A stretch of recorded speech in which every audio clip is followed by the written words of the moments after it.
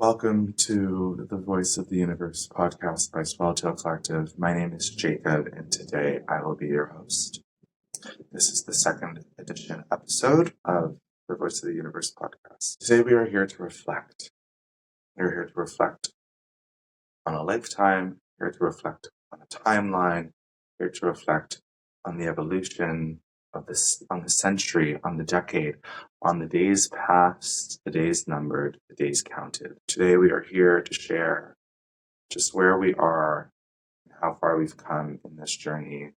The year is 2025, and still we cannot have our needs met. We live in a society built by capitalism, an endeavor crafted to meet the needs of the community, of the society, the economy, intent on distributing goods, resource distribution. And still, with all that which we have not yet found a sure way to ensure that all of our needs are met. And that is grief. And that is grief. I live in the city of Toronto, a city in which where we are facing an unprecedented homelessness crisis, unprecedented mental health crisis, an unprecedented affordability crisis. There's joblessness. Nobody's saying it, but we're in a recession. We're in a recession. I'm sorry, I'm not an economist, but isn't this a recession? There's an affordability crisis, a lack of jobs available, everything's super expensive, rent's high. I don't know how people are affording it. I don't even know how I'm affording it. And I'm not, but I digress, because I am. And so speak to that coin, that nuance, that whole polarity. Recognize that everything has two sides to it, and understanding that we can then reveal to ourselves which side it is that we are standing on. Are we standing on the side of ourselves, or are we standing on the side of that which is nothing, nowhere, non-existent? Are we focusing on lack, or are we focusing on what we have? And so what does it mean to have our needs met? What does it mean to have our needs met? Whose needs come first? What needs take precedent in unprecedented times? Is it more important for you to have company, or is it more important for others to feel safe? Well, let me realize it. I'm currently in a situation with my roommate. I'm going to be vulnerable here. I'm going to share details of my personal life, because it begs the question, what does it mean to have our needs met? And so here I am. I'm at home, alone, I believe. I don't believe anyone else is here at this moment. And my needs have gone unmet. We live in this hyper-capitalist society that is made to ensure everyone's needs get met. Remember that. The purpose of economy is to ensure that the needs of the people are met. So here I am, at home, a place where I no longer feel safe because I've taken on a co-tenant, a roommate, who doesn't care whether or not I feel safe with the guests that they have. They just don't care. They've made it clear. They continue to cross boundaries that I've attempted to lay, and it's resulted in a complete trauma regression. As some of those close to me may know, that I have a history of, I have a story, and I experienced a great deal of trauma. Remember that, because it matters. My experience of trauma matters. Why it matters is because I'm not alone. I know that I'm not alone in my experience of trauma. I also recognize how my experience of trauma reflects the society, how this society's structure is inherently traumatizing, and how we traumatize one another when we reinforce that structure, how we traumatize one another when we reinforce this current societal structure, when we play by the rules of this current society, how we become the makers, how we meet our maker. I'm an intuitive. Call it like I see it, because that is my role. It's my purpose. I'm meant to see it, and I'm meant to address it. That is what I do. That's what I know. And anything that attempts to contradict that not only disenfranchises my person, is actually an act of abuse. It's actually a gaslighting to my experience, to my knowing, to my intelligence, to my being. It's a narcissistic expression. This manifests. From the micro to the macro, we live in a narcissistically expressive society, one that teaches us that our innate knowing couldn't possibly be. We couldn't possibly know. And so we're taught that astrology is wrong because we can't believe the stars, even though they're right in front of us.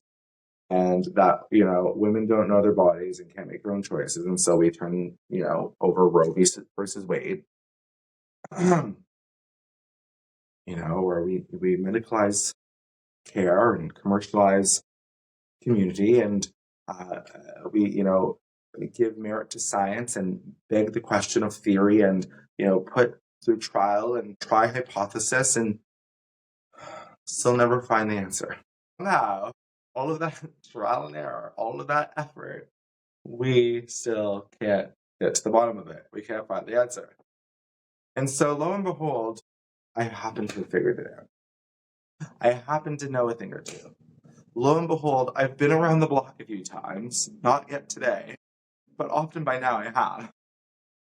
And so I've seen a couple things. I've put two and two together, and here I am, expressive, knowing, knowledgeable, wearing my crown, for goodness sake. And I'm still being told I'm wrong. So women, here I am. All the power to you. Believe in me. I believe in you. Except this time, this one's a fool.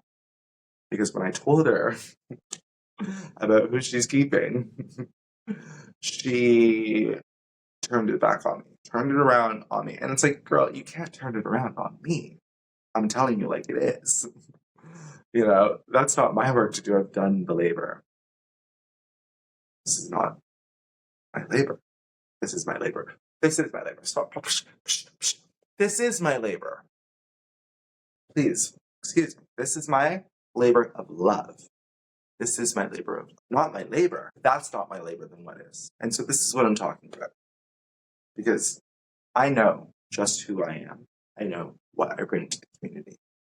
I, by way of trauma, by way of all in which that I've ever experienced, and all of the ways that I've practiced the undoing of that experience, that I've practiced healing, that I've reckoned with myself, and all those that I've allowed, all that to which I have allowed to hold space in my life that didn't belong, that didn't need to be there. That was a reflection of where I had yet to learn to love myself. And that was very likely in this advantageous society, this advantageous, and not only advantageous, but manipulative economy was taking advantage of me. Me. There's a chimier tone in there. It's in there.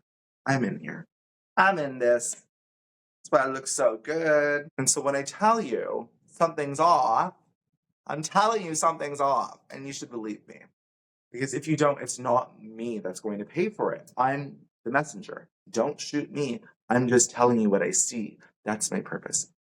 Beyond the point. And so in my life, this has shown up now. This has shown up now. This greater gaslighting. This greater force of unknowing. And it's like, I can't unknow what I already know. And neither should you. And so, follow your dreams, follow your heart, follow your intuition, follow that burning desire, do all the things, burn it down. Light the house up, for goodness sake, because that's what I've done here. At this point, that's what I've done. And I'm taking it straight to the bank, because I can't be told any longer that the things that I know inherently, the things that I know innately, are not only untrue. For goodness sake, who does that serve? It doesn't serve me to not believe in myself. The greatest thing that I could ever do, the greatest act of kindness that I could ever offer is first a kindness unto myself. And so I'm not going to tell myself that I'm wrong. God, no, for goodness sake. It doesn't serve me to reinforce your delusion unless it's a delusion that I supported and created. It's like I want to support your delulu, not your delusion. Right? And so that's my role here. And so here I am in a situation where across the board I've asked for my needs to be met. And every party that had the capacity, potential, right, or responsibility to support me and have my needs met has totally screwed the pooch. And here I am sitting with a smile on my face because God knows, goodness sake, you can't screw my pooch. I wouldn't screw a pooch. That's weird. You know what I mean? But these guys did, and I don't know why. But I do know that it was discrimination. And so anyway, here I am drinking a glass of red wine at 9:53 in the morning because I'm alive. And I'm so very grateful. I am alive and I'm so very grateful. And now I'm a threat. My aliveness is a threat. My capacity to see the honest truth, my capacity to hold it accountable is threatening. Our truth is threatening to the economy. Because as soon as we are true to ourselves, first off, our first endeavor is have our needs met. And as soon as we have our needs met, we realize we no longer actually need everything that they're attempting to sell us. So remember that. Recognize that.